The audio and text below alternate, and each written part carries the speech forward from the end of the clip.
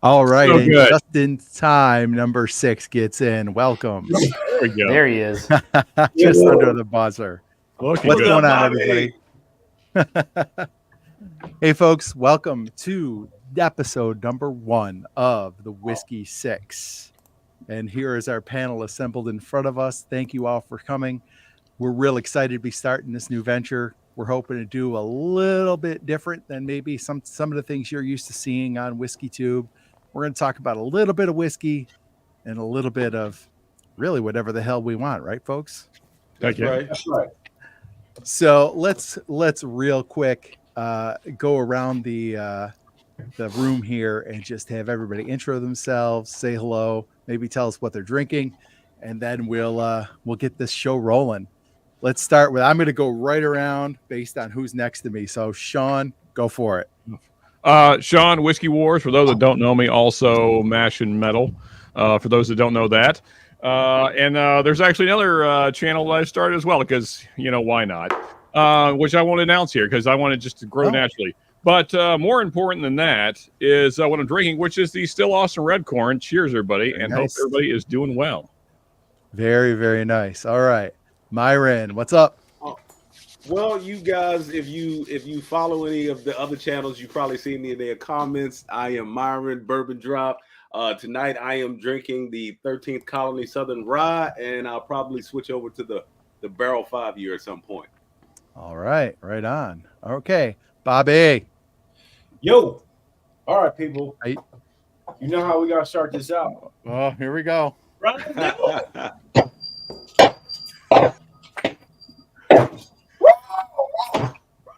There we go. First episode, man. We've been talking about this for a while, right? Heck I yeah. know. You don't know. I'm Bad at Bobby from Bad Axe Bourbon. That's it. I'm drinking on some the lesser known Corbin Cash Sour Mash Bourbon. Thought I'd give All some right. bourbon love to Corbin Excellent. Cash. I've got that. So I've And got a slow growing reaction channel, but oh, very nice. Very nice. All right. Other half of Bourbon School. Lauren, what's up? Hi, I'm feeling deficient in my background. I should have just blurted it out since I'm not with Brian. Some blinds. My couch. You look fresh and well rested. Oh yeah, okay. I just woke up and I'm drinking some Old Forester 100. Okay. Hi excellent. everybody. Yo, gotta keep And it. last but not least, Ben, what's up? How's it going, everybody? I'm Ben from the Bourbon Note. Tonight it's just me. Greg is going to be kind of a here and there, but for the most part, I'll be representing the Bourbon Note. But yeah, we have a channel called the Bourbon Note. I usually do it with my friend Greg. And tonight, for right now, I am sipping on a non-alcoholic beer because I just got done live streaming for an hour and 20 minutes before we hopped on here. So I figured I'd, but I've got some whiskey up here on Bottle Kill Hill, copyright Bad Axe Bourbon, that I'll get into a little bit later on. So yeah, happy to be here. This is exciting. We've been talking about doing this for a while, as you said. So yeah, this is good stuff. And if I may just say, did everybody in chat, did you everybody like that intro? That's all thanks to the Bad Axe one himself, Bobby there. Bobby did that whole thing together. How great was that? Yeah. Yep. Absolutely. I wish I actually knew how to do it. It would be better. It took me Ben like on the sound 4 effects, days to very do that. nice. It was great. And I told you, Bobby, my son was like, "Oh, okay, that's pretty cool." Like That's cool to he say. tries his best to not to try to be like, "Dad, what you do is dumb," but he was like, "Oh, that's pretty cool." Well, it's cool. We're in a competition for Someone else's subscribers. dad does it, right? So, and then of course I'm Brian from Bourbon School. Me and Lauren have a little channel. A couple of teachers talk about bourbon and have a good time. So first thing I want to tell everybody is all of these channels, if you're not yet subscribed, please make sure you go and subscribe. These are all great channels. They've been great friends to us. And this is a really exciting, fun, new thing that we're out here doing. And make sure you subscribe to the Whiskey 6 channel as well, where you're watching right now. And we're hoping to do this maybe once a month, it's a little special event, and then we'll see where it goes from there. But looking forward to some good times, some good discussion, whiskey and otherwise. So let's get started with a couple of whiskey topics, and this is one that's been around for a few weeks, so I don't think we're really breaking any news here, but it is one that some people have made some pretty interesting videos on, including Myron, right over here. And a lot of it centers around this stuff right here, 13th Colony. And Myron, you made a great video.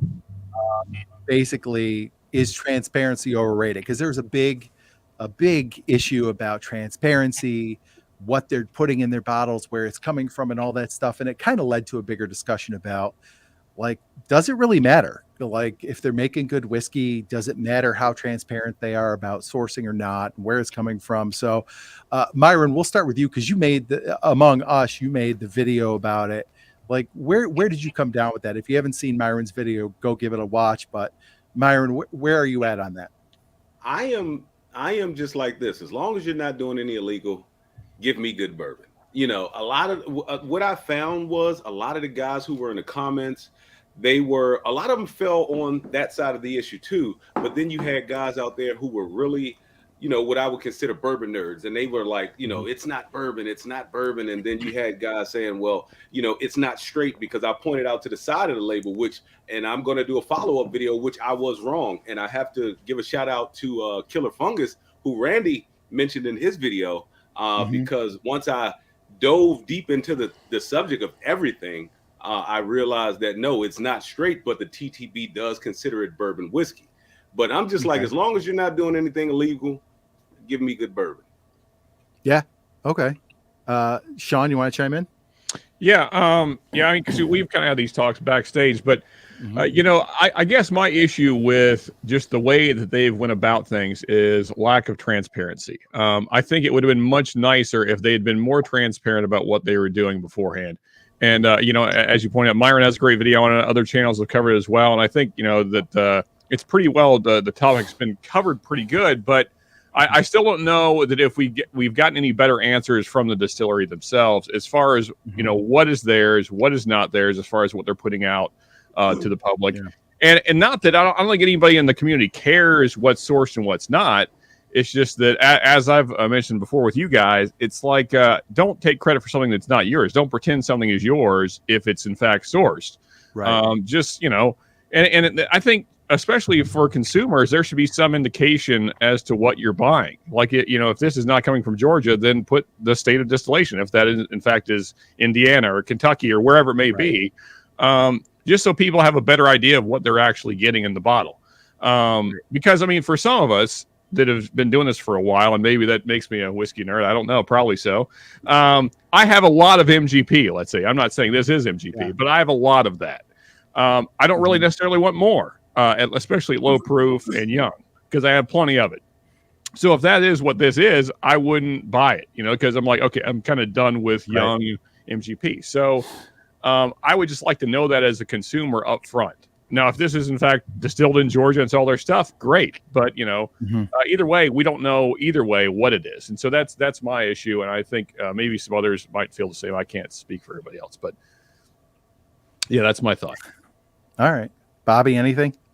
There's not a whole bunch. I mean, I agree with what everyone's saying here. And Myra and we kind of text back and forth a little bit. I mean, is transparency overrated? Transparency is not overrated, but telling the truth is overrated. At the end, the thing is if it's good, we're gonna drink it, unless you start lying to us. If you're not lying to us, there'll probably be some kind of protest, or we're not gonna buy it because you're lying to us, even if it's good. That's really it. I mean, I don't know how much more we can say about it. I mean, I'm sure that maybe Lauren and Ben got more to say about it, but it really, if it's just be transparent, if it's good, it's good. Yeah, we're gonna drink it. Just let us know. But I'll piggyback kind of on what Sean said a little bit. I like MGP, Ross's Squid, whatever you want to call it. But I do have a lot of it as well.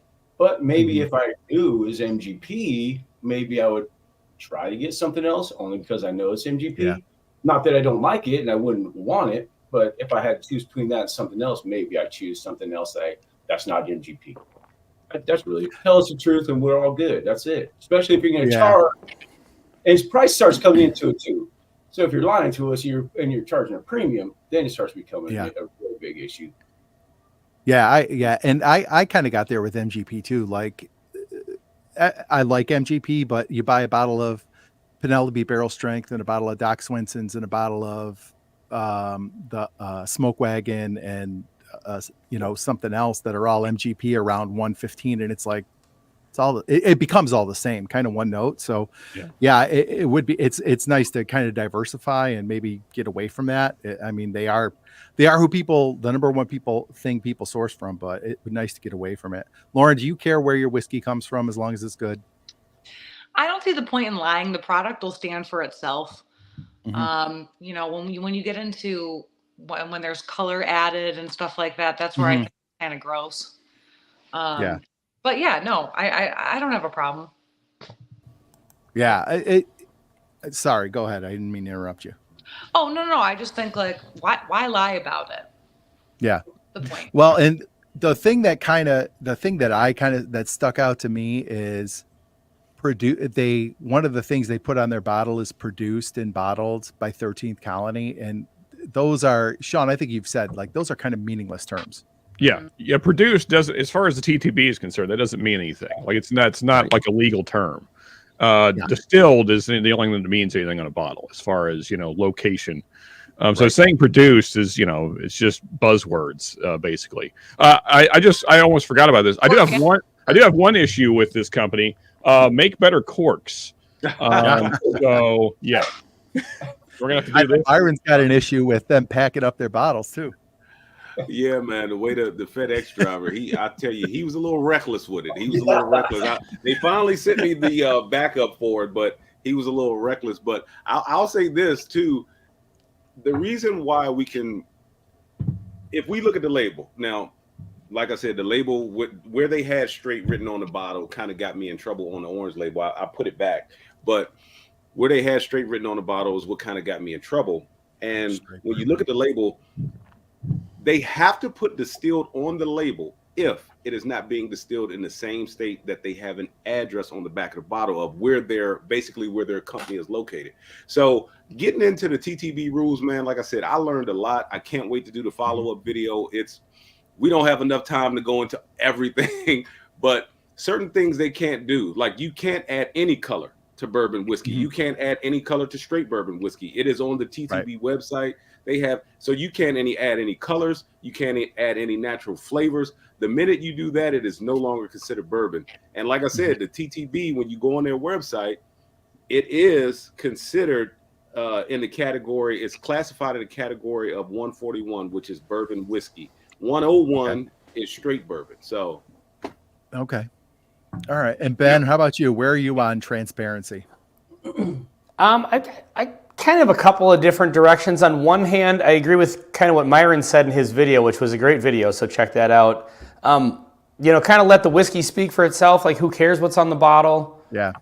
If it's good whiskey, we'll drink it. On the other hand, when the word produced is misleading, that shouldn't be a misleading word. When you're saying you produce something, people are taking that as you made this. Yes. It may not have any legal bearing in the sense of what you can put on the label of a bottle. It's from a consumer standpoint that aren't, nerds like us that sit and yap about this stuff on the internet.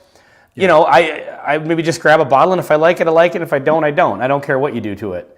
But for those of us that are really into it, and especially when we go online, 13th Colony sent us samples of their rye, the regular bourbon, and the double oak. And we said in our review that they were making their own distillate because that's what was implied. It certainly seemed like that. And it turns out that may not be accurate. Now, I don't care if you source it from MGP, but at least be honest about that. It's like the one thing, and 13th Colony didn't necessarily do this with their products, but I hate it when brands come up with some story. I've said this before. When, they're like, my great granddaddy's daddy's granddaddy's daddy's daddy was baptized in this river in the summer 1842. And that's how we came up with 1842 Baptismal River Bourbon. And they got this whole story, and then you read about it, and it's like, you started your distillery a year ago.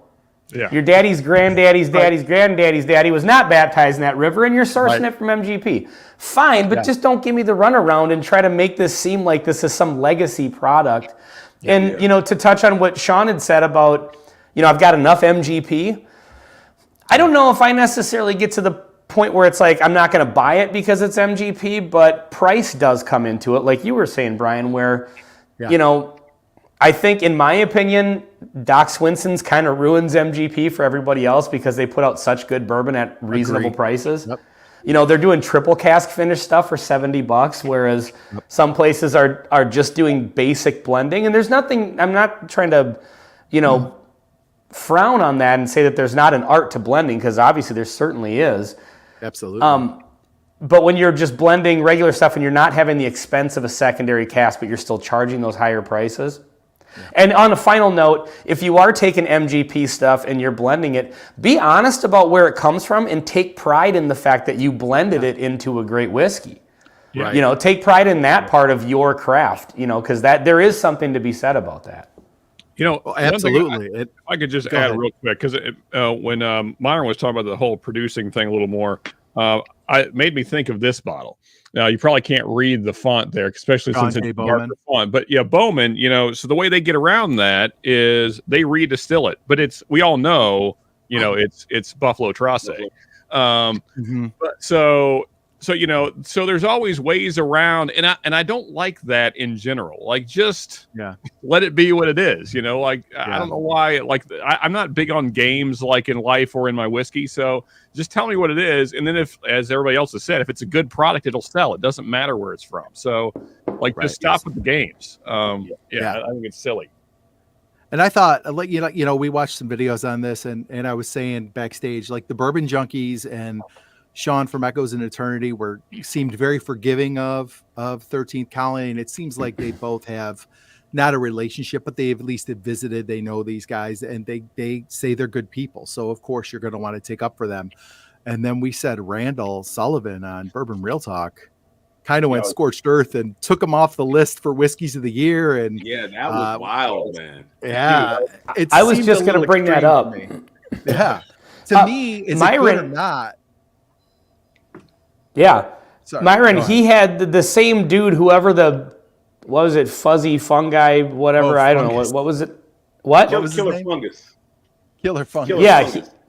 Yeah, he had commented on Bourbon Real Talk's video, and I'm glad you brought that up, Brian, because I was going to bring that up. And he did a really good kind of deep dive onto it as well, on just specifically 13th Colony, not the whole thing. Like, Myron, you kind of did more of a video on transparency in general in different brands and stuff like that. So I would encourage everybody to watch both of those.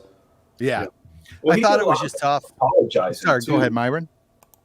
Go ahead. What was that? No, it's Bobby. So he did a lot of Bourbon Real Talk. He did a lot of, I mean, he was up front. He was apologizing for stuff that he had said, and he got some other information. He would talk about transparency. He was very transparent of what he was doing, giving information out front about what he was doing. And then at the end, he said, "Hey, you know, I still like this whiskey. It's a great whiskey, but I'm going to take this off and introduce a new. I forgot what it was. I watched it yesterday, but I forgot what it was. Makers Cellar Age Makers. Yeah. So, but he was very upfront and transparent of what he was doing, when he was doing it, why he was doing it. I appreciated that. Yeah, I thought so. I cringed a little because he's such a big channel, and like, that's a pretty big blow to put on a distillery. But you are right. He was very forthcoming in why he came to that decision and how he did. And it sounds like I think he was fair. I think so too. I agree. He gave them enough time to answer the questions, and he wasn't satisfied with what they came back with. So that's the way it goes. And to just add on to that, he's a big channel, but if anyone watches his channel, you know why he started his channel. He's not necessarily concerned with that. Right. Not doing it for that. He's concerned with, you know, the mental health and how his brother passed and all that and how that happened. So that's what he's doing this thing for. Yeah. Which is a great thing. And just to add to Randall's case, he's very familiar with TTB laws because he's involved in whiskey. I mean, Prideful Goat is his brand, essentially. And so he knows what sourcing is all about and all that. So, like, they can't really trick him. He knows the ins and out of the whiskey world. Right. And so for him to not be satisfied with the answers he was being given, I mean, I think he's basically just saying, well, he's calling bullshit, basically. He's just like, well, you guys are not being transparent and there's no reason for you not to be. That's kind of the vibe I got from him. And so then I just wonder, with a guy that's that knowledgeable, if he's saying, well, I don't think they're really being truthful, well then, I kind of have to take him at his word. I mean, especially since, as Bobby said, he was very transparent with his interactions. Yes. So it's just, so I don't understand 13 Colonies, their mindset, or like what they're trying to do here. It feels like you're trying to be disingenuous, and I don't really enjoy that. So there's no upside. Yeah, that's the thing. If they're trying to kind of, I don't know, I kind of feel like if you're a distillery in this day and age, you have to know that there's conversations like this happening all over the internet, and that there's people that are, bourbon nerds, bourbon sleuths, or whatever. Like if they intentionally tried to maybe pull one over on the bourbon community, then I guess you're gonna get what you get on that. If it was just an honest, and to be honest, I still don't know, because it's kind of hard to follow exactly what they said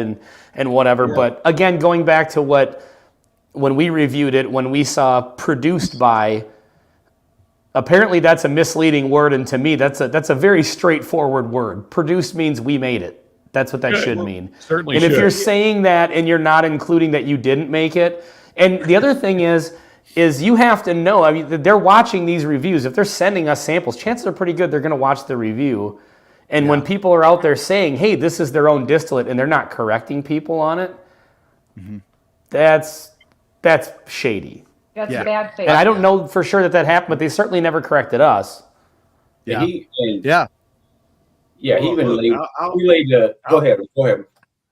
Oh no, I was gonna say, so what we were talking about backstage is they changed their FAQ page, right?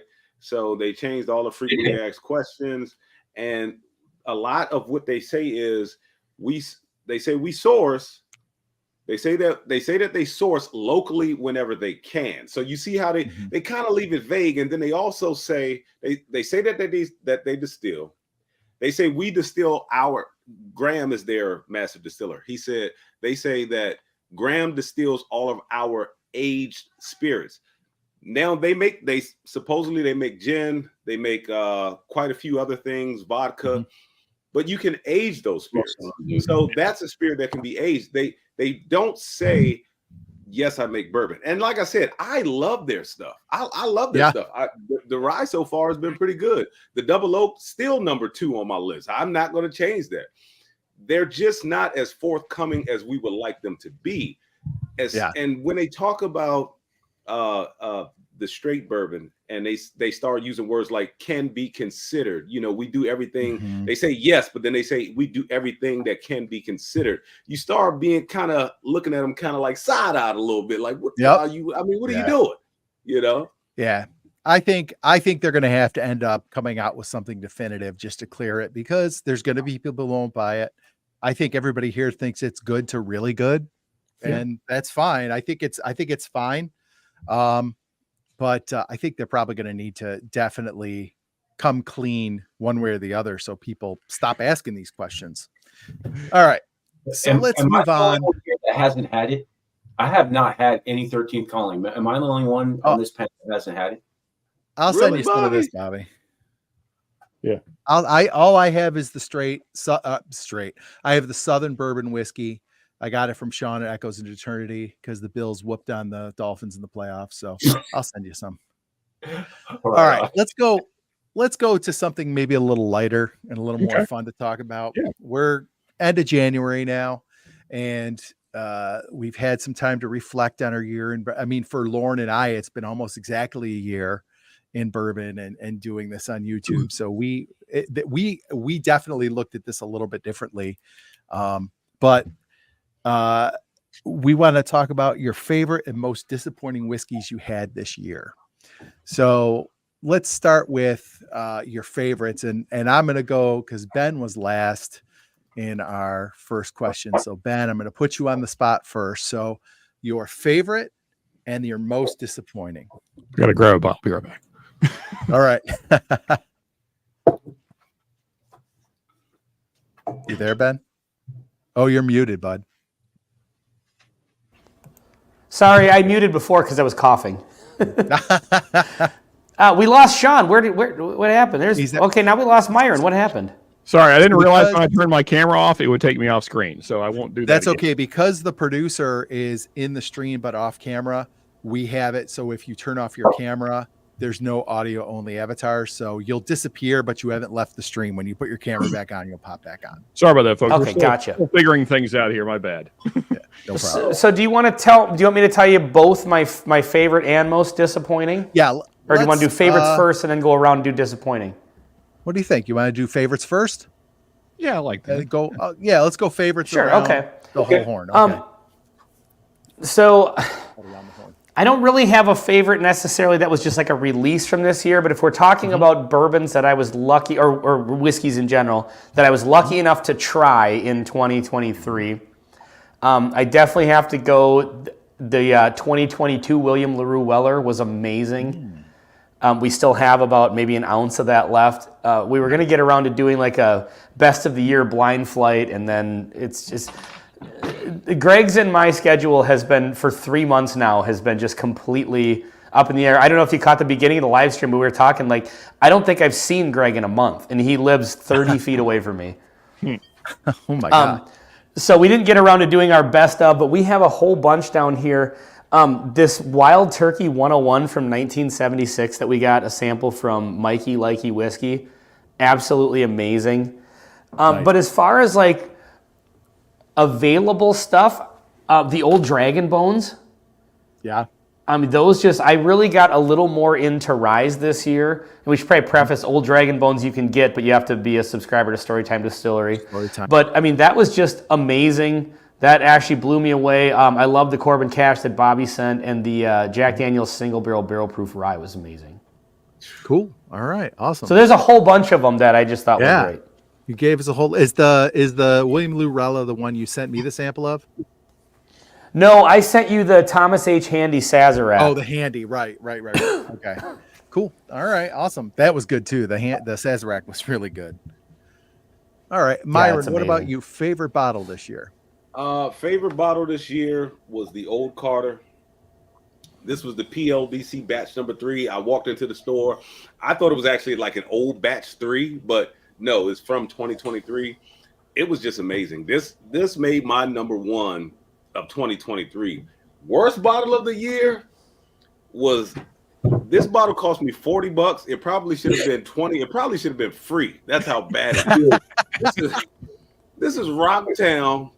And it is aged for 19 months, man. And I didn't read that before picking it up. I just saw Rocktown, and I saw it before at another store. And I was like, oh, I got to get it.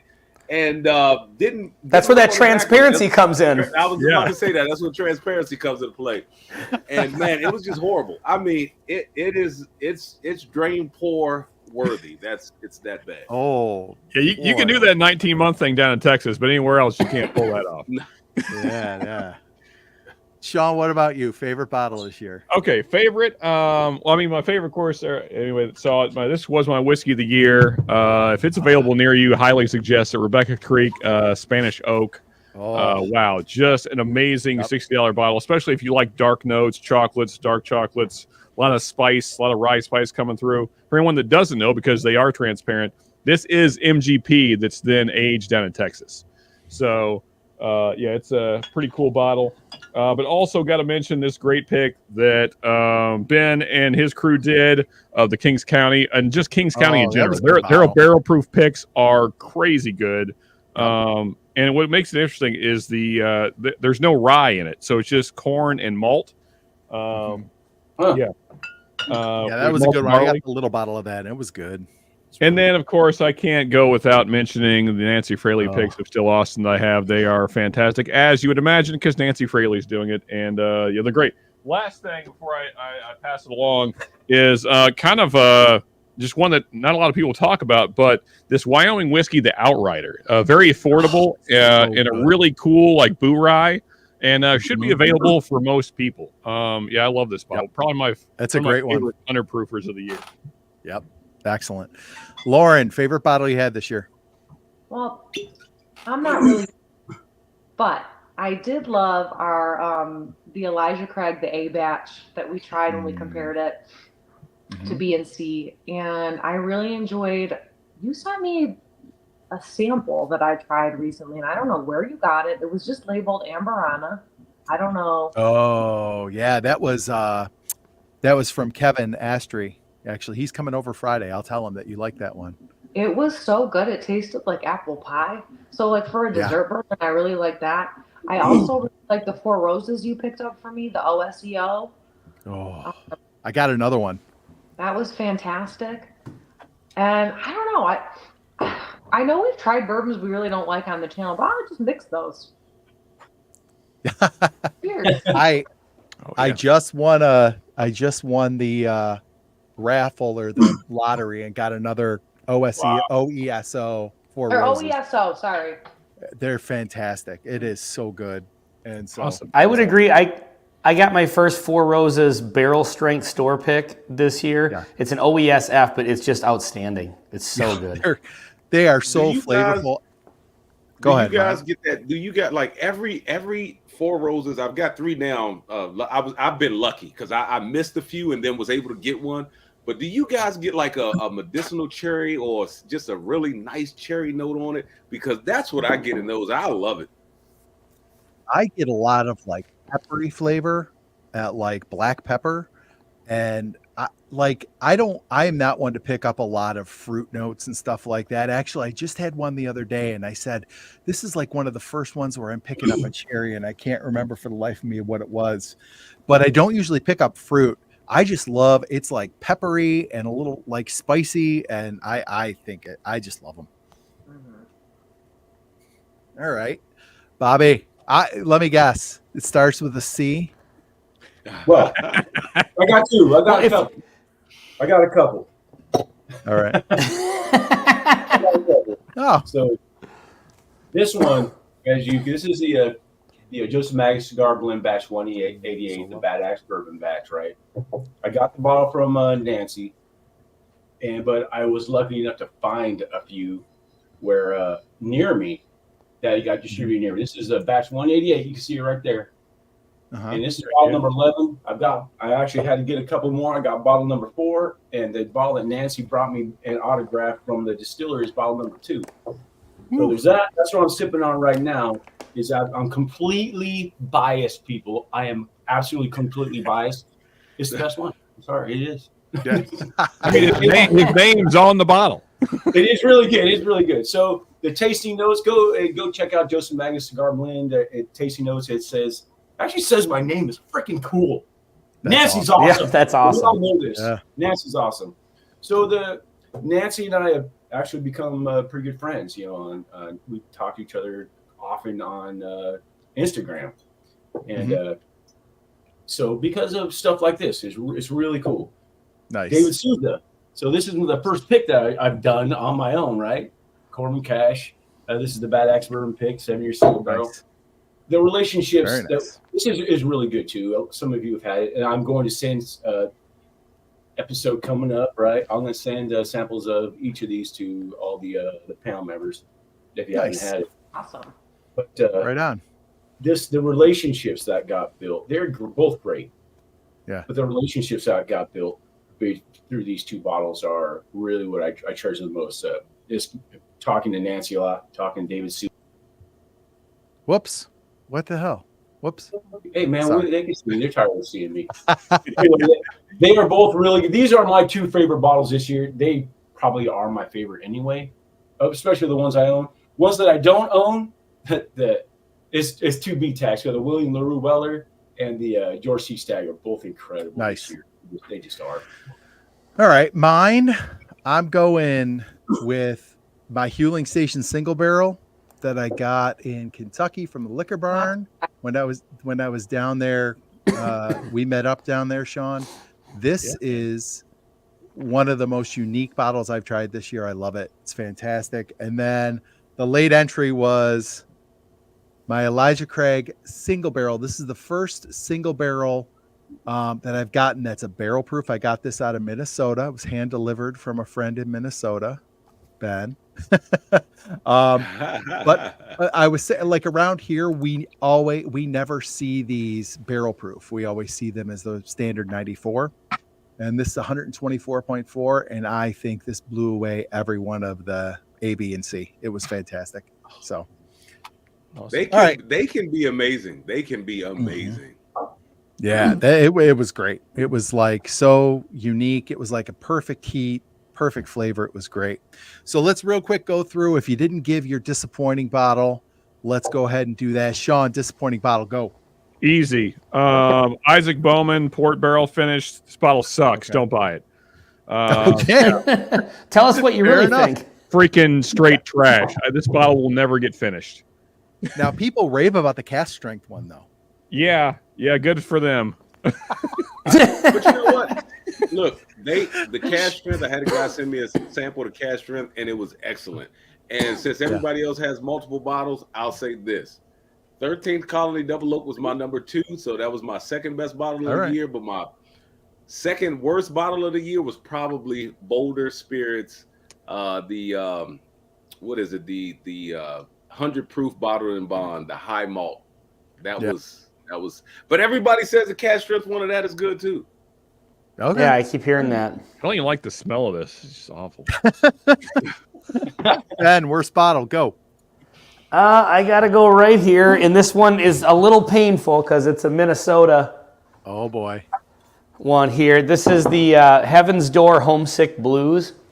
Okay. What's different about this one, so Heaven's Door as a brand, their basic offerings are all right, but their store picks have been really good. They release cast strength store picks, and I've had a couple of them and really, really liked them. What's interesting is they tend to come from different distilleries, so you can't really just pin down a flavor profile. So if you don't like one, you might like another one.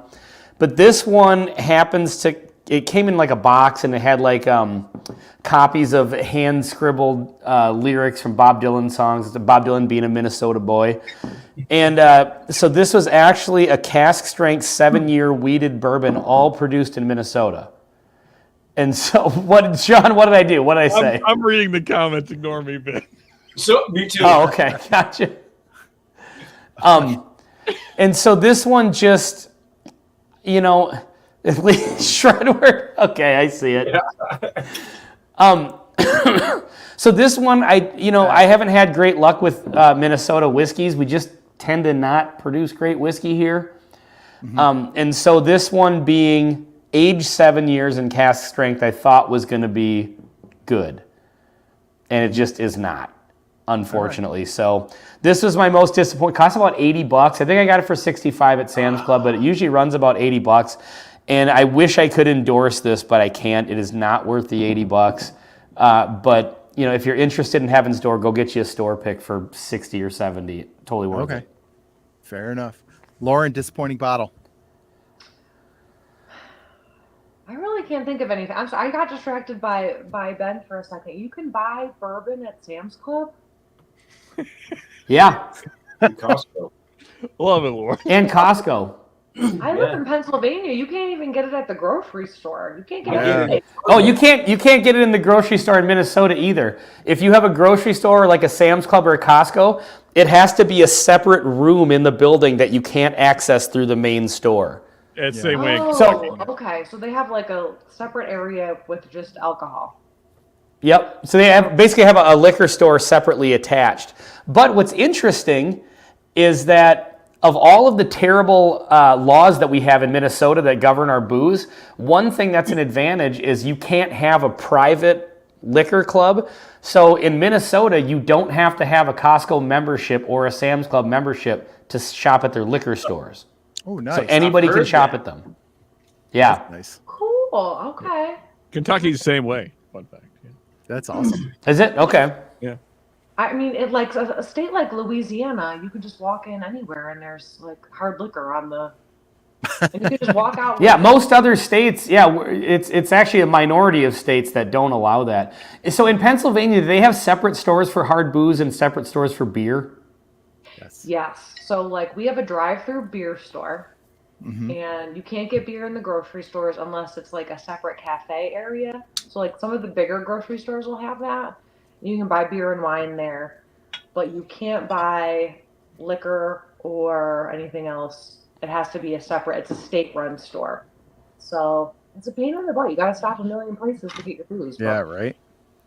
Right. Yeah, that's what we have to do too. If you buy beer at the grocery store here, it has to be 3.2 beer, where it's no higher alcohol content than 3.2 volume by weight, not by alcohol by weight, not alcohol. It gets very, very into the weeds, but it's weird. They made me feel like a drunk one time at the grocery store because I went and like had like 3 bottles of wine and some beer, and they were like, "Ma'am, you can't buy this much. This is too like you're not allowed to leave with this much booze." And I was like, What's up, Will? That's ridiculous. "Yeah." All right. Anyway. Bobby, do you have? It was a disappointing bottle. Let's come back to you. Yeah, I'm going back. I mean, I really didn't like the Blue Note. Look what I got out here.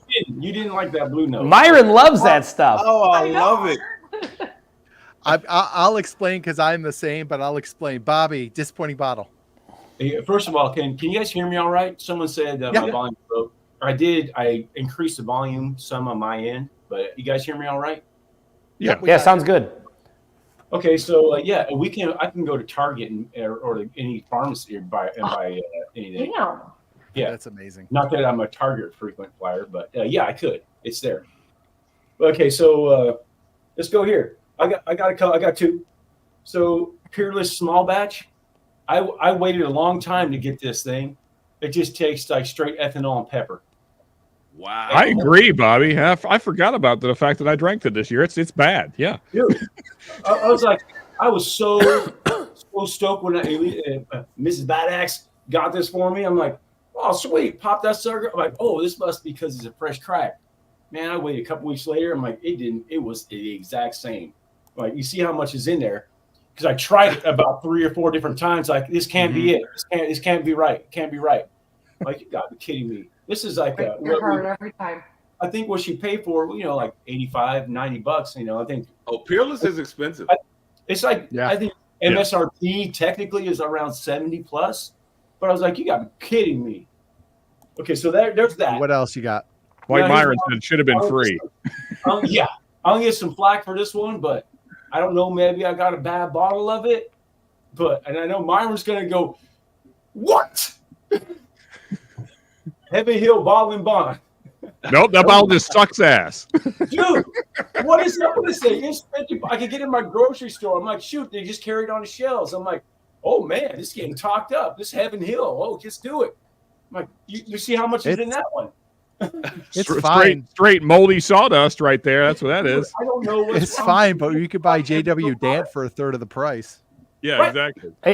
It seems like people either love that bottle or hate it. I've never had it. It just became available in Minnesota, but now I got to go get a bottle of it.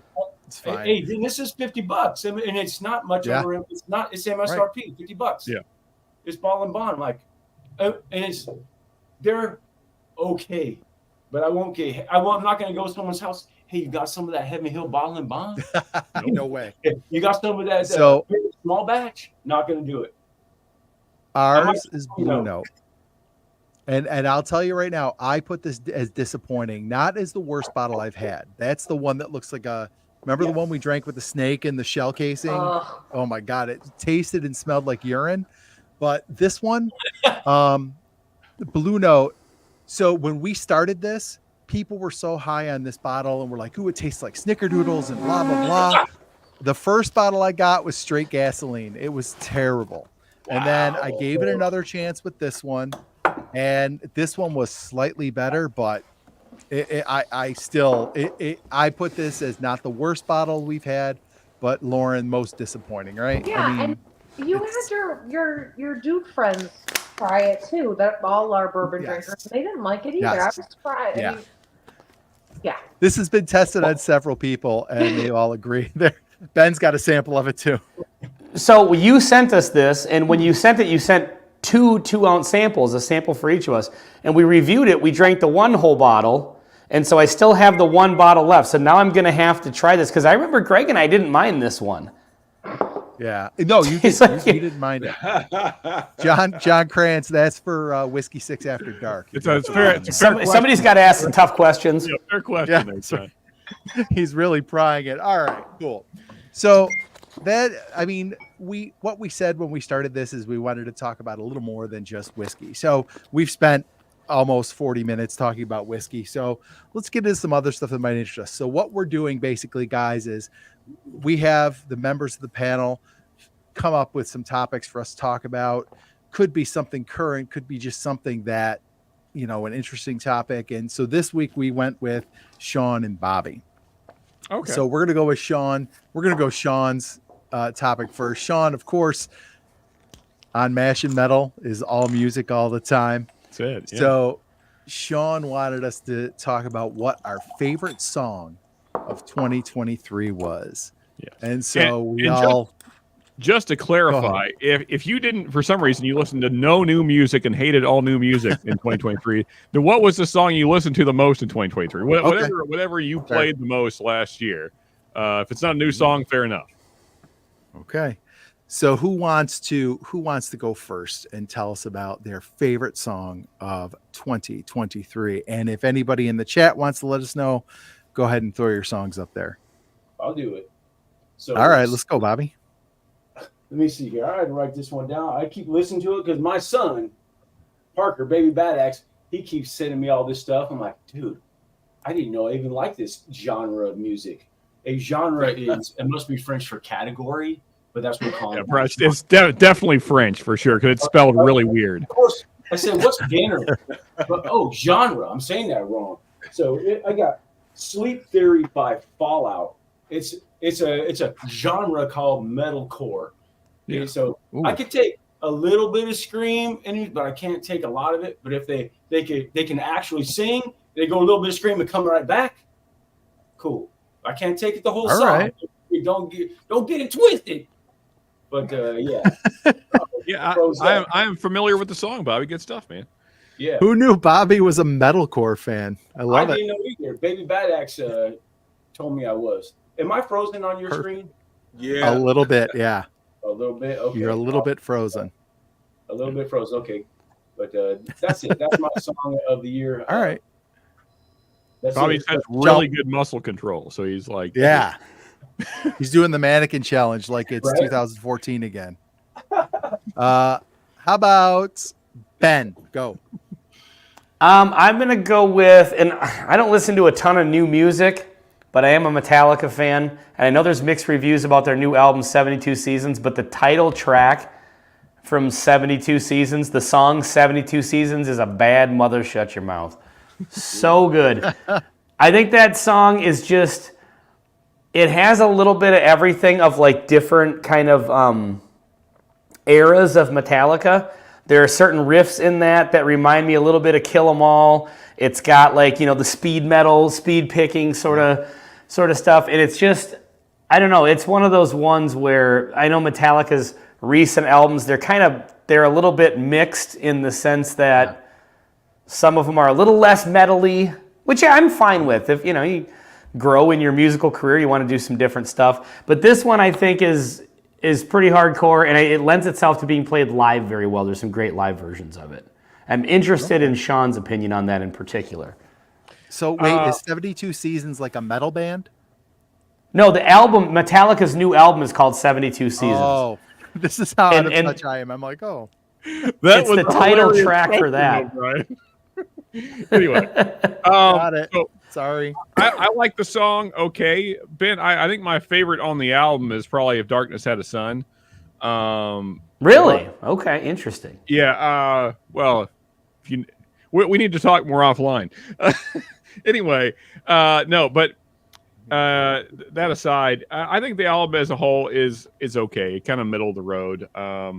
Especially considering what Metallica was at one point. But anyway, that's besides the point. Let's move along to the next one, shall we? Oh, shots fired who's by up next? Shredward. What the hell? Myron, go. I was reading the comment. My favorite song in 2023 was a song from 1970. There you go. It was Peter White, yeah. No, I you know what? Honestly, this is how I know I'm getting old because I did not really remember any songs of 2023. My favorite song that I can't say favorite, but the song that I listened to the most in 2023 has to be by there's a rapper named 2 Chainz, and he's got a song called Smoke Break. And Static Select is the producer. And my taste in music is all over the map. I love hip hop. Of course, that's like my first love, then R&B, soul, but then after that I love everything else. So it's like, but that song, especially when I work out, it's a chill song. It's got a nice vibe to it. The lyrics are great. I mean, that song just does it for me. Idea for future know episode, we're gonna have to discuss best rappers of all time, but that's another topic. Oh, that's a good Oh, one. I like that. We will get into an argument, Sean likes to argue. We will get into an argument. A debate. We're gonna have a debate. It'll break up the Whiskey Six. Do you know what 2 Chainz' name was before it was 2 Chainz? It was Titty Boy. Titty Boy. His name was Titty Boy.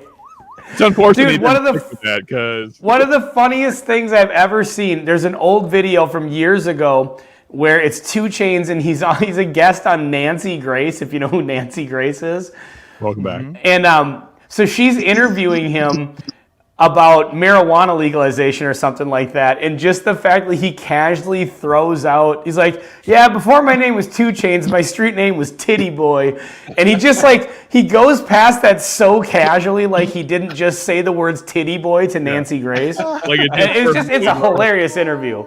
And he completely owns her in the video too. It's but funny. The thing is, like, that's so 2 Chainz personality. Like he's just that dude. So, And he's so chill, man. Like 2 Chainz is like, I like him. I consider 2 Chainz like my guilty pleasure almost, because like he makes very simple music at times, but he also makes very funny music. I mean, I like the dude, man. I like the dude. And 2 Chainz is smart as hell, for those that don't know. Like he does, as Myron pointed out, he does kind of funny music sometimes, but the guy's really smart. Like he's genuinely very smart guy. Yeah. Nice. Right on. Lauren, did you go? No, I think Nancy Grace deserved that though. For I sure. do too. Yeah, screw that lady. So I would say, so I don't listen to the radio ever, so I don't really know a lot of new music. None of us do. That's so funny about this topic. It's like I knew none of us. We're all old enough that we don't know any new music or we certainly don't know what year it came out in. Yeah, no. So I have my go-to stuff. I've been listening to a lot of my older stuff that I always listen to, like Our Lady Peace and Weezer and like Green Day. So you like the alt rock? I have a feeling that me and Lauren are roughly the same age, though. I guess we all kind of are, but based on, because those are the bands I grew not all up, of us, like high school days there. Yeah. I like my go-to stuff, so I have my playlists that I go to, and I just listen to my alt rock stuff. I mean, the Barbie soundtrack was really good. Okay, I can't agree with that one. You're out of the band, Lauren. You're out of the band. Yep, and then there were 4. I sat through that movie with the wife on the couch, and it actually wasn't a bad film, man. Thank you, Myron. Hang on a second. Hold on. Sat through it. Brian, don't you dare take that comment off if you have the access to it. Wait a minute. Wait a minute.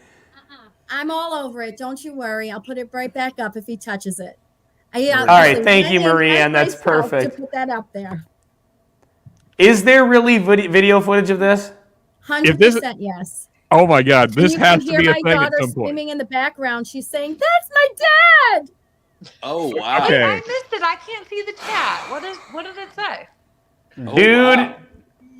Here, I'm just saying I need to see this for sure. I am going to need to see this. I will read it. I think we need a new producer. I'll take care of it after the show. So Lauren, the comment says, I'm here to say, when you do best rapper, I'm going to put some video footage of Brian rapping Ice Ice Baby at his middle school, where he teaches talent show, just saying. Hey Brian, look, me and you gonna have to get pick together, a white rapper, and we're gonna have to Brian. cut a record, man. Jesus. You know, Marianne, this definitely needs to happen. This Lauren, have you seen my this video? No. Connect him. It's been My withheld. God, I don't weren't know. you there?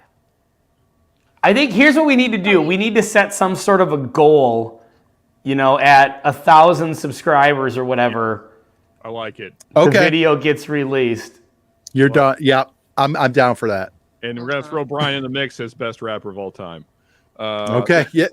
Hey, if it gets me votes, I'll Well, do it. we'll see. I'm a whore for He's not vote, in contention yet, but Oh, I will be. Trust me. Trust me. You have no idea. when I used to play in a band, my friends and I had a band. It was just an acoustic. It was just 2 acoustic guitars and a bass guitar, and we used to do.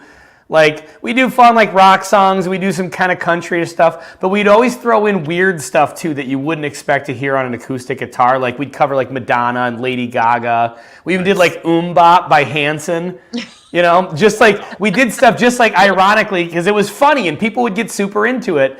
And I was known back in the day to do a pretty scathing acoustic version of 99 Problems by Jay-Z. I don't think I have any video of it, but it did happen. That is It was great. pretty baller. That's a great song. Yeah. If you I don't mind, think- Brian, before we move along, I do want to address this comment that Will threw up.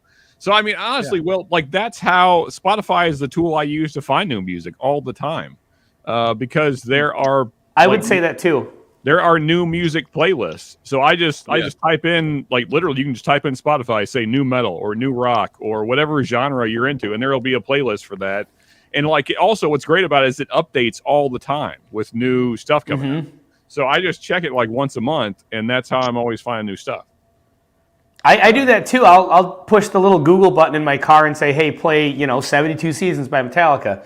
And then it'll just pick the next song, and it might be some metal song that I would not have found, and then you can just look at the screen, see what it is, like, oh, okay, I'll check this out. How about this one? Bitches ain't shit acoustic. All right, I can do that. The rest If I of that challenge lyric yourself. Vanilla is, Ice, you have to do that. I don't know if we can do the rest of that lyric, the Dre lyric, but anyway. Yeah.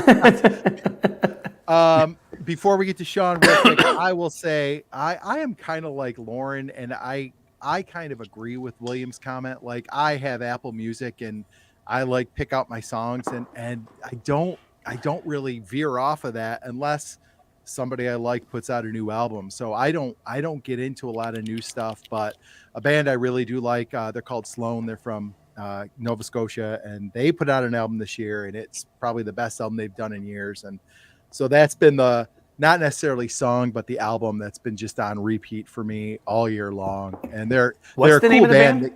Sloan, Sloan.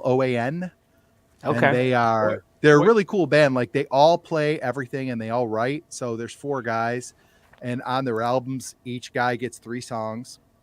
Like, you go see them in concert, and they're all playing their instruments, and then they all switch around, singer, bassist. They play everything. They're a really fun band to see live. And like I said, that album they put out this year is probably the best album they put out in 10 years. So that's been my kind of favorite thing to listen to this year. Not a song, but definitely an album. What Sean. genre would you say they are, Brian? They probably lean more towards like the 90s alt rock, but Okay. not like Smashing Pumpkins and stuff like that. Maybe a little mellower, like Pavement, like stuff like that. Pavement. Okay. Like Belly, Throwing Muses, but they're guys, but like that kind of style of music. Cool, man. I guess I got to tell you, I guess might be on Team Myron with the Blue Note. I like this. Okay. Yeah. I don't. I dig it. I'm kind of middle of the road. I don't hate it or love it. I'm just kind of like, eh. Nice. Yeah. Yeah, Brian. What happened to they're still Bobby, around. by the way? I think He we froze up and then he dumped. I don't know. Is somebody I don't gonna know. text him maybe? Let me see if he's oh Because I think we're about to get to his topic, aren't we? yeah we are. Hey, by the way, Stop. since we have a little segue here, I've been looking at the chat. This is so cool because I'm seeing a lot of overlap from people that we tend to have in our chats, but I'm seeing a lot of new people too. And I think that was going to be a cool aspect of having all of us together on here. Definitely. So yeah, if you guys could go and subscribe to all the channels, that'd be awesome. That's great. Yeah, Sean. I've never seen Commandante Lou. That's my boy right there. I love his recent comment here. My boy Lou. Yeah, and also AZ, like the OG of OGs of Whiskey Wars. Yeah, that guy's been hanging with me for what, 4 years now, AZ? Yeah, it's been a minute.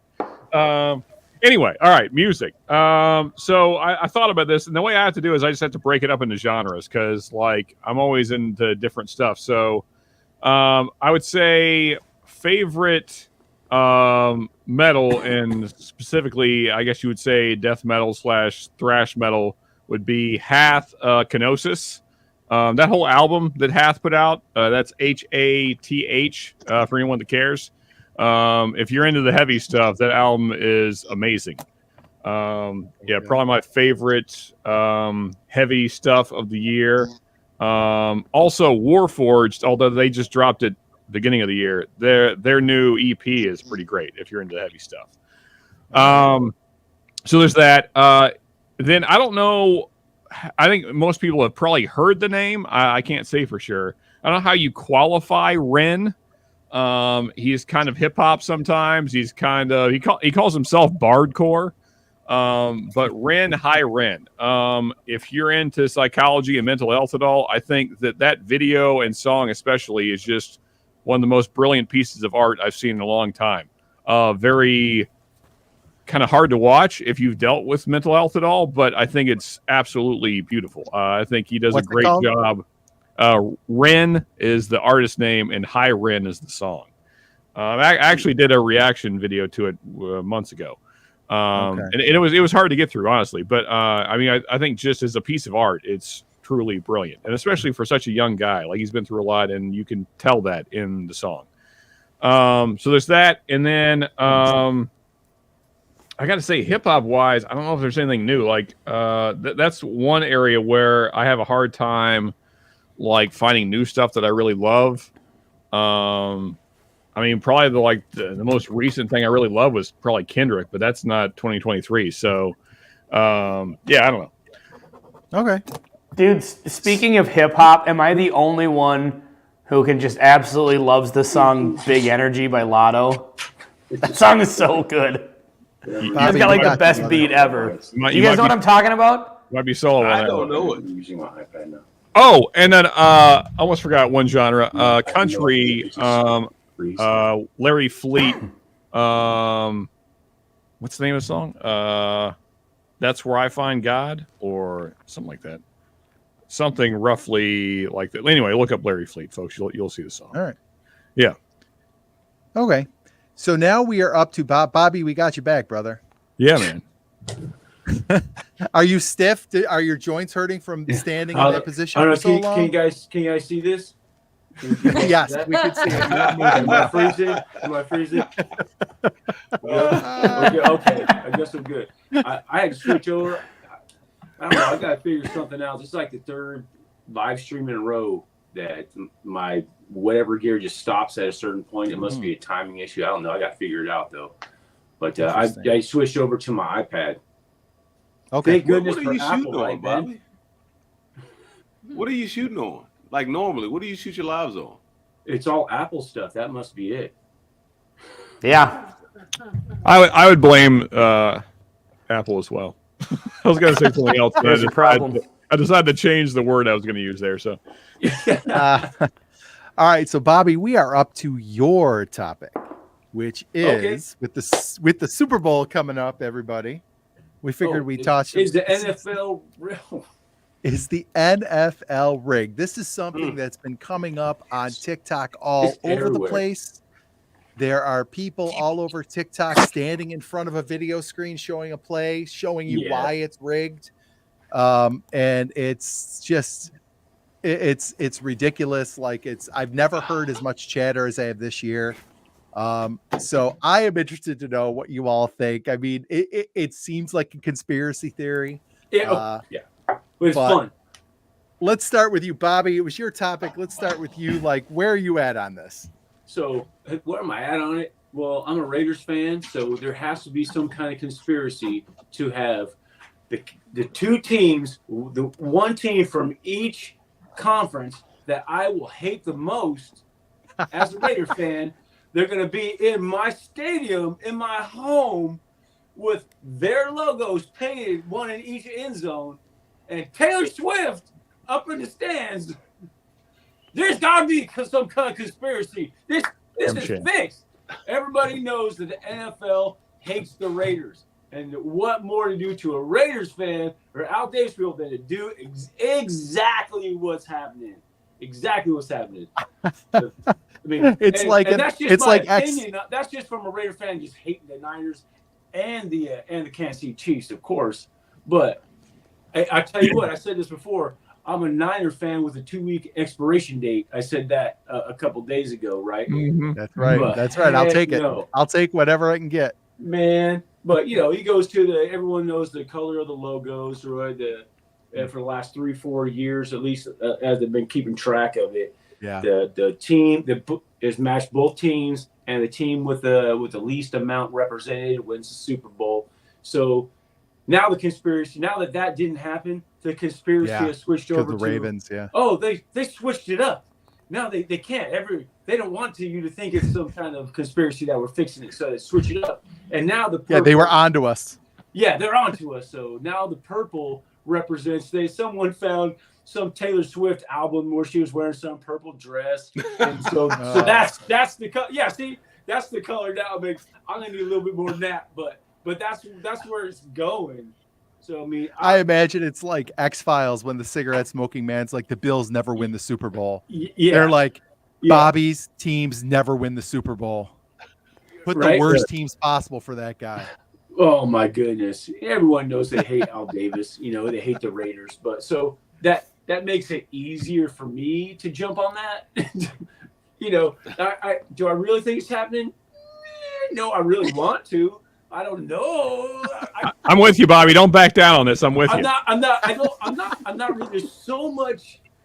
How the Ravens so freaking powerful and steamroll everybody. Then all of a sudden they can't do anything against a team that was crap the entire season, and all of a sudden, hey, let's get Taylor Swift and Travis Kelce. All of a sudden, they're all over the screen everywhere. And hey, that's the angle I was going to say right there. Yeah, Pfizer is a gigantic advertiser donor into NFL. We got Mr. Pfizer, Travis Kelce, right there, right?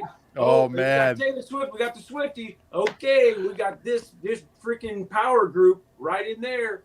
And all of a sudden, right off camera, Bobby's Chiefs win got all his, their playoff pinboard. games against teams that are better than them.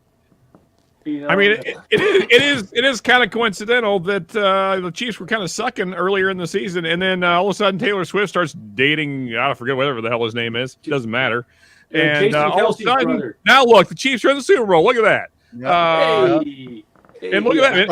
And maybe Taylor Swift's going to play the halftime show. Yeah, let's get all that money rolling in, folks. Yeah. Sean, you got a hot take. What is it? It is rigged. Yeah. Oh, yeah. I mean, as Lou said, they're not going to leave it up to chance. Come on, we got to get those rating ups, folks. Is there a chance we could have the guy on the team that could potentially win that's dating Taylor Swift, have all of them at the Super Bowl? Come on now. Also, and then there's also all of a sudden in the playoffs, the referees get changed to a referee lineup that happens to favor the Kansas City Chiefs. When the best percentage of the Chiefs winning is from this refereeing group. 80%. 80%. Funny though. Over 80% of the times that they win, this group is the referees. What's funny, Bobby? I'm gonna fan this fire. Go ahead, Myron. All of this putting stake in the referee who has this percentage and this percentage of calls. Like nobody's ever dove into. To me, it is such bullshit. I don't even watch football. I'm being honest with you. I don't watch football. Most people, when I tell them I don't watch football, they're like, "What, man? You don't watch football, dude?" I'm 6'3". I typically walk around somewhere between 235, 240. So people, when I tell them I don't watch football, they're like, "You don't watch football?" I'm like, "No, I don't watch football." But all of the conspiracy and all of the conspiracy theories coming out now. I'm like, really? Come on, like really? This is actual footage of Bobby working out his NFL conspiracy theory. Yes. Yes. Yeah. Yes, it is. I mean, in fairness, though, it's kind of across the board. Like the NBA is the same thing. Like it's all just, I don't know, man. Nobody likes LeBron anymore. But he's getting all the calls. He's getting all the calls. Some of you have kept up in the last couple of weeks. He's getting all the foul calls. It's He's just getting a lot of calls from Xi Jinping, right? Yeah. We're gonna go that one too. Let's do it. Let's do it. Come on, China and Nike. We got to get LeBron some fouls.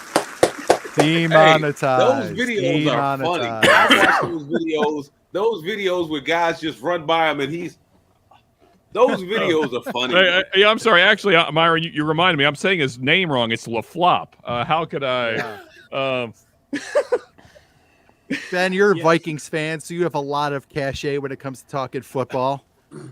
Well, I came into this question a completely objective, from an objective point of view, but Bobby's got me convinced. I mean, everything he said is pretty solid. I don't think, I didn't know all this beforehand, but here's the one spot where Bobby slipped up. I got notes. He said, how is it that a team can be doing this great, like the Ravens, and doing this great, and then they go up against a mediocre team in the playoffs and they lose? And that's where I'm like, oh yeah, that's right. He's not a Vikings fan, so he doesn't understand that part of it. Because the Raiders haven't been in the playoffs in so long.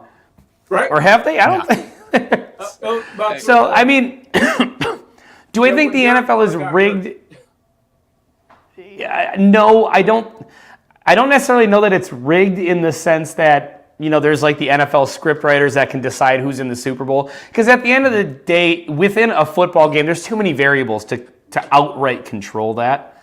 But what I will say is this, and I believe this wholeheartedly, in the last couple of years, last year in particular, as a Vikings fan, and I watch all the Vikings games. I don't watch all of every other game. I keep up with who's winning, who's losing, but last year in particular with the Vikings and some of the stuff I saw this year, the officiating has gotten so bad, so just epically bad, that it is affecting the outcome of games. Yeah. There was last year in that game with the Vikings against the Colts where the Vikings were down like 38-0 at the half, and they actually came back and won the game. It was the biggest comeback in NFL history. We had 2 touchdowns called back because they blew the play dead mistakenly. That's a 14-point swing. Yep. There was in the one of the Lions games last year, they blew a play dead because they thought Jefferson was out of bounds and he ran in for a touchdown. They blew the play dead. They called it back. They found out afterwards he never was out of bounds. That's another 7 points. They gave the Lions a bullshit touchdown in that game. One of my friends told me, so I actually went and screenshotted play-by-play of this to just show him that this touchdown was bullshit. And he's like, dude, I knew you were losing your mind when you started doing your own instant replays and sending them to me. But it got to that point, it was so bad. And that's the thing that upsets me the most is the refs need to stop blowing plays dead. Mm-hmm. If it's a blatant forward progress, okay, blow it dead when they're moving the guy backwards. But if you think a guy may have stepped out of bounds, but you don't know, don't blow the play dead, because once it's blown dead, you can't go back to it because everybody stops playing, and then it's unfair to go back. And when that type of stuff, when you're talking about 14-point swings in games like that, the 2 of them during the Colts game were defensive touchdowns. The same guy, Shannon Sullivan, he recovered 2 fumbles and ran them in for touchdowns, and both of them got called back. And even the announcers looked at the replay. They're like, that's complete nonsense. So that's 14 points. And that's 2 touchdowns they took away from this kid's career. With NFL players, they get bonuses based on how they perform. You could have cost that guy $1 million. He might not have gotten his bonus because he didn't get those 2 defensive plays. When it affects the outcomes of playoff games and eventually Super Bowl, you're talking millions and millions of dollars for these teams that are getting squandered just by blatantly, provably bad officiating. And so that's where I get into the weeds on the NFL. So, yes. On some level, the officiating, and I don't want to get to the point where the game is just constantly nitpicked at, but when there's a blatant pass interference that's not called and everybody in the world can see it, that should be reviewable, where the guys upstairs can say, no, we're looking at the replay, you missed this call. Yeah, and I kind of am with you. Like, the officiating is so bad sometimes that you look at it and you're like, how is this not rigged? Like, how can you be this bad at your job? And they just miss so much. It's frustrating. And add to that the fact that, of course, you see Taylor Swift on the screen 10 times a game, and they just happen to make it to the Super Bowl, and it's like, well, I don't think it's rigged. It's just frustrating. You want something on Chris Patz, I almost did. I know we don't want to drag this out forever, but I guess my overall question is, at what point does bad officiating become like the conspiracy? I mean, like, there has to, because if things keep leaning in a team's favor over and over again, there becomes a pattern of this. At what point is it a conspiracy, and not just like, sometimes it's too much to just be coincidence, I guess is what I'm trying to say. Yeah. There's a great video a guy put up on Instagram, the Vikings versus Chiefs game this year, which we lost by 1 score. And it was 4th and 12, game on the line. There's like 4 minutes left. We could have tied it up or taken the lead or whatever. And there were like 3 noticeable penalties on it. And one of the penalties was the defensive player took his helmet off in the end zone, which is unsportsmanlike conduct. It's a 15-yard penalty. And the ref turns to him and tells him, put your helmet back on. And it's like, that was one of like 3 blatant penalties, and none of the penalties were called. It was 4th and 12. And it was pass interference in the end zone. It was just, yes, I mean, I agree with you, Sean. It's like, at what point does that become the conspiracy? Now, I think the refs maybe can lean into favoring certain teams, but at the end of the day, I don't think you can script it and decide who's in the Super Bowl. There's just too many. In the NBA, right? You got proven in the NBA. Yeah, the NBA, that's true. They can sway it. They can sway it in that favor. Yes, seriously, for anyone watching the NBA, there's been several great videos by some really great channels in the last couple weeks on how, like, the NBA is clearly favoring the Lakers. I mean, like, just ridiculous amount of calls going in Lakers' favor. Like, it's so blatant at this point. It's not even a conspiracy. It's just like facts. I mean, like, when the Lakers are getting 40 calls in a game and the other team's getting like 6, like, that's such a disparity that it doesn't even make sense. Last call in the NFL. Anybody else? Talking Lauren? about Taylor Swift. NFL. Actually, okay, so I don't watch, but Go ahead. and I might sound like an ignoramus here, but in they have the replay where you can see exactly where the ball landed and whether it's on the line or not. Can they do that for football? Oh yeah. They do it, and sometimes they still get it wrong. So why don't they override the refs? Some plays are not reviewable.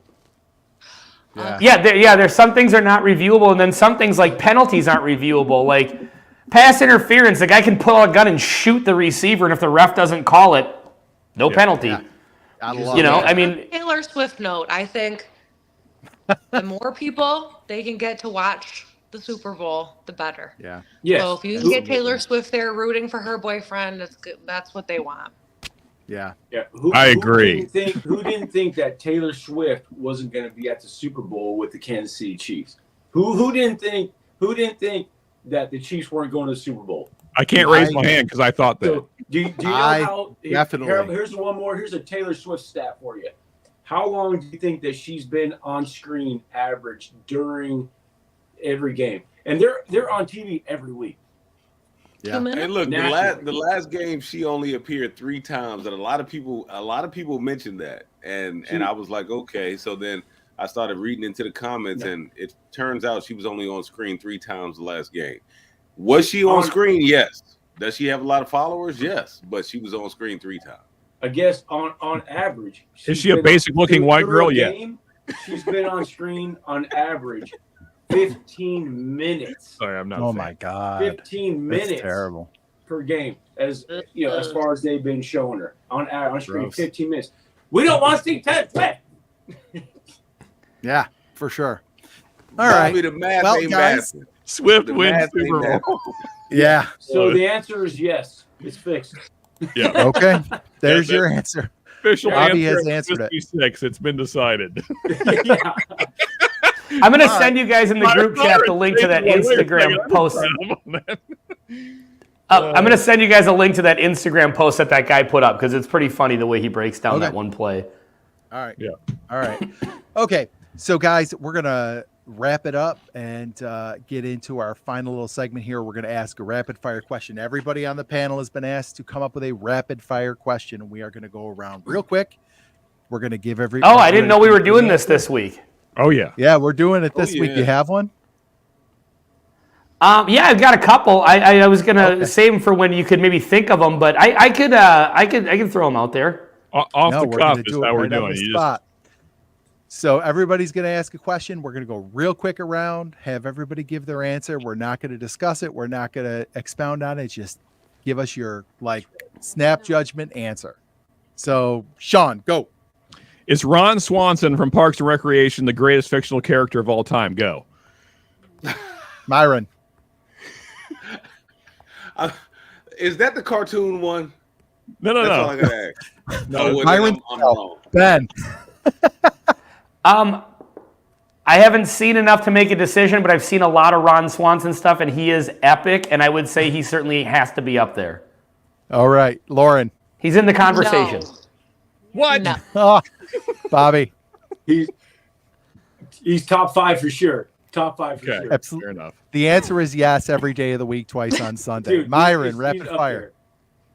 Need or nothing. And I know it's quick, but if you go to a bar and they got white label bean, they got Woodford Reserve, they got black label Jack, do you take a cocktail? Do you take it neat and just suffer, or do you take nothing? Ben. I'm going to go neat. Neat.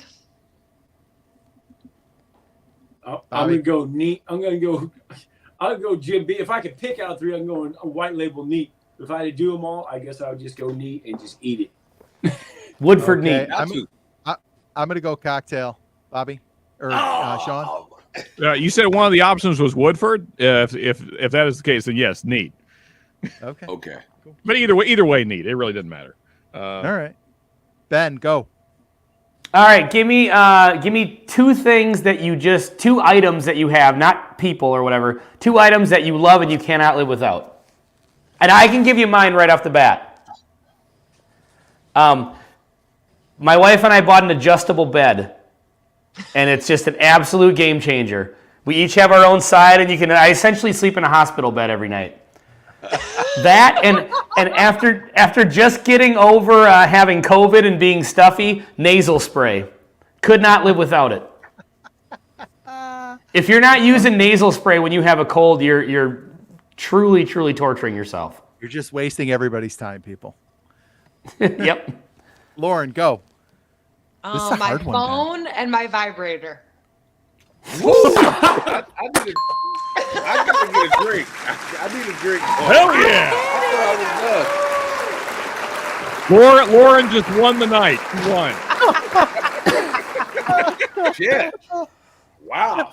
Bobby, you want to follow that up? I thought my answer was going to be saucy. God damn. Okay. All right, guys. Good night. Yeah, for real. Well, I gotta say this axe. Here. I gotta say the axe. Sure. Okay. And my espresso machine for the coffee in the morning. Espresso machine. Gotta have the coffee. Nespresso. Nespresso. Okay. John. My dog and my freedom tickets, and if you know what that means, then good for you. All right. If we could name living things, I'd have to say my wife and son. Me, if we could say living things. Are we not naming living things? If we're not doing living things, Yeah, we're talking more like objects. Okay, so dog's out. Like convenience, creature comforts, or something like that. I don't care about You that. know, like vibrators and phones. Right? Yeah. No. Can't So that it be would the be same this. Put It your would be phone this on hat. It would be this hat, and then still the other answer. Okay. There you go. Byron. I'm gonna say, well, she's not home right now, so I don't have to worry about it. I was gonna say my wife and bourbon, but we'll say bourbon and golf. Okay. There you go. All right, there you go. Can I pass? Because I'm getting dirty looks over here, and I'm afraid I'm going to give the wrong answer.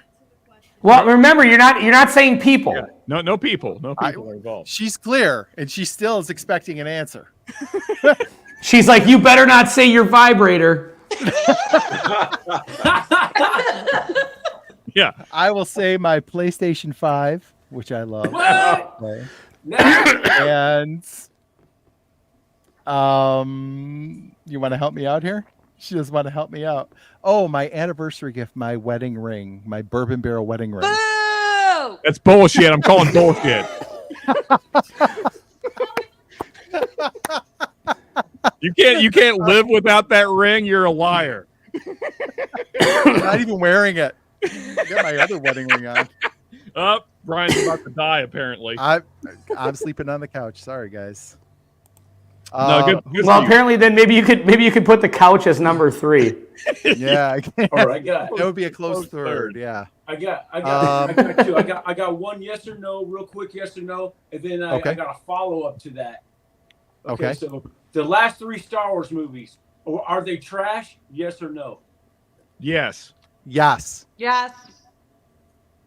No, I don't. Oh, Okay, so it's going to be the Whiskey 5 from now on. Okay. So look, the majority really of don't have a dog in that say fight. yes, Kind of they're like the trash. few of the Star Wars movies I did. I can't lie. Okay, so now what? Okay, in your opinion, what is the worst character on any Star Wars of Star Wars? What is the worst character? I'm gonna go say I'm not even gonna include those last 3 movies. They're trash. But I'm gonna go ahead and say Jar Jar Binks is the worst character ever in Star Wars. I was gonna say everyone's gonna have that same answer. No, Rose Tico. I would say Ray, but All right.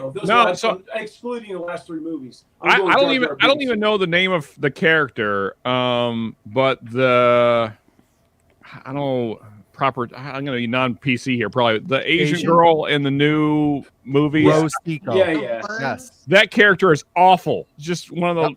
It's terrible. That was It's not her. It's not the actress's fault. I want to be very clear. It's just that character is Yeah. awfully written. It's terrible. It's a forced character. Yeah. Myron, you got one? I do not, sir. Okay. Ben, you got one? I got to go Jar Jar, even though I haven't even seen those 3 that came out in the 90s. I got through half of Phantom Menace, and I was just like, nope. I'm just sticking to the original 3. Yes. Lauren, you got one? They are 1,000 times better than the Not that last I can one. name. Okay, awesome. So we have 3 nerds and 3 non-nerds, I guess. 4 nerds. It's 4-2. You're outnumbered. Right on. Cool kids. Yes, William Hall, we did. Everybody noticed that. Yeah, That's why there hasn't been a Star Wars movie in a very long time. Hey, remember when The all right. Mandalorian was good? Yeah, those were good times. Yes. Yeah. Yeah, for that one season. I had to stick to Yeah. the movies because we could have gone way off track. I had to stick to the movies. All right, mine is Hulk Hogan and Ric Flair. Sean, go. Wrestling is fake. I don't care. Oh, you son of a bitch. Myron. Let's talk about boxing or MMA. You gotta go with the 24-inch pythons, brother. Ben. I grew up a little more Hulk Hogan. Nice. Lauren. There's a right They're answer both here. gay. That's the right answer. But which one do you like better? Which one seems less gay? Ric Flair? By the way, there is a short on YouTube of wrestlers just talking about, basically talking about putting things in other wrestlers' butts. It's hilarious. I've seen that. Yeah, they call that checking the oil. Bobby, Hogan or Flair? We're good. God. No. Ric Flair. That's what Hangman correct AZ answer. expected me to say. Hangman AZ expected me to say that. I'm a Hogan guy. What I are you grew gonna up do with- when Bad Axe Bourbon goes wild on you? That's right. Come I on, grew up brother. with Hulk Hogan. We're Hulkamaniacs, brother. Correct answer is Ric Flair. All right, guys. Let's go around real quick. What do you got coming up, Sean? Wait, did everybody ask a question? Did Myron and Lauren ask a question? Yeah. Lauren asked the question. Wait. Oh, God. Lauren, I skipped right over you. I'm sorry. Go. Wow. Sorry. And I you would thought like to you were know friends. what everybody's favorite live concert is that they've seen. Ooh. Oh, I got that one hands down. Yep. Roger Go Waters' ahead. The Wall Tour. Okay. All right. Amazing. Myron, what do you got? Comedy show. It was Kings of Comedy back in 1998 or 99 at the MCI Center. Back when MCI was a thing. Now it's the Verizon Center. Was that like Cedric the Entertainer and all those guys? Cedric the Entertainer, Steve Harvey, two more guys I can't think of right now, but I know we got to go. Awesome. Sean. Okay, so it's Jesus in a tuxedo shirt playing lead for Leonard Skinner, and I'm hammered. No, that's all a quote. right. But no, all the real answer is Bullet for My Valentine in Orlando, Florida, at the House of Blues, and it was great, mainly because of other things. But it was a great show. Lauren, go. Mine was the Black Keys. Oh, Black shoot. Keys. Okay. Nice. Cool. I think I know him. Bobby? Has anyone heard of the rock groups Red and Skillet? No. So Yes. okay, so Skillet, yes. Skillet is incredible. Red is comparable to them, but Skillet, man, the live show, the pyrotechnics. If you've ever been to a Kiss concert, which I have been, that was a close number 2. But the pyrotechnics and all that stuff, Skillet, man, is off the hook. If you ever get a chance to go to a Skillet concert, go to that. If you like a show, go to that. Incredible. Heck yeah. All right. And mine is the Tragically Hip in Buffalo, New York. One of the best concerts I've ever seen. Rest in peace, Gord Downey. All right. Oh. Cool. And what do you got coming up, Sean? Probably going to be drinking whiskey on Friday night. I have no idea. Something. Okay. But it'll probably involve whiskey and talking about nonsense, I imagine. All right. Myron, you got part 2 of your transparency video coming up, right? Got the follow-up to the transparency video. Got the 13th Colony ride. Got the barrel I got to shoot. I got a lot of shit to do, man. All right. Ben, what about you and Greg? What do you got going on? I'm going to do a hype video about Blue Note Uncut Unfiltered. This is delightful. This is really growing on me. This is for you, Ben. Well, hey, we don't all have to like it. No, so tomorrow's video, Greg and I haven't been able to film in a while, so we kind of ran out of content. And so I put together for tomorrow's video, Sean, you're going to love this, some bourbon hunting that I did down while I was on vacation. I hit some duty-free shops and a couple of spots along the way. Actually scored some pretty cool bottles that I showed you guys behind the scenes the other night. So that video comes out tomorrow. It's a little different. Usually I put the bourbon hunting videos out as kind of a bonus, but tomorrow that's going to be a standalone video. And then I filmed some like cocktail reviews on the ship and like a scotch review on the ship. I just kind of put it like all in this one kind of vacation video. There is a very rare appearance by my wife in the video, so Cool. you can see my wife in the video.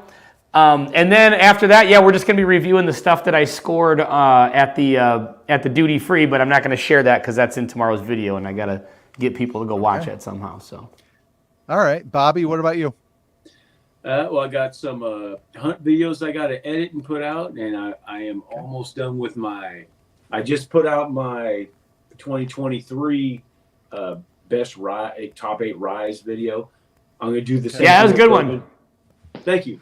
I'm going to do the same. I love when you smashed the cork into the rare breed rye. That was hilarious. Oh my gosh, man. Actually, Brian, I just remembered there is something I do need to do that's actual content.